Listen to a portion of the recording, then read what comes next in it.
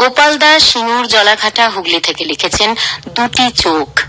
দুটি চোখ দেখছে ফুল ফুটছে, ঝরে পড়ছে অনন্ত বছর, আবারও ফুল ফুটছে, ঝরে পড়ছে, মাটিতে মিশছে, দিয়ে যাচ্ছে প্রাণ খোলা খোলা উচ্ছ্বাস, প্রেম, গন্ধ, রঙিন আনন্দ। পাখিরা সব খাদ্যের খোঁজে উড়ে যাচ্ছে দূর, বহু দূর। সূর্য ডুবছে, পাখিরা অবশেষে ঘরে ফিরছে কিচিরমিচির। শব্দ, কণ্ঠে নতুনের গান, উচ্ছ্বাস, প্রয়াস বেঁচে থাকার।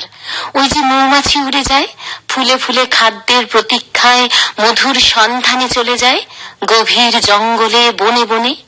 আমি জানি ট্রেন থেকে ও নামবে, দেখবে এক ঝলক, এদিক সেদিক খুঁজবে কোনো একটি মুখ।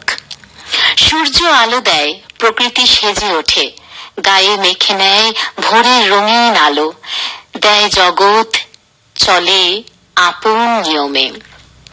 আমি নিজ ছন্দে নিঃসন্দেহে তালে তালে জীবন কত বিচিত্র বলে উঠি সুন্দর খয়েরি খাতায়।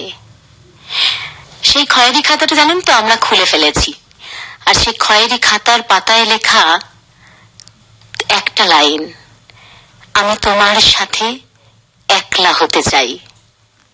কি বলবেন বলুন তো?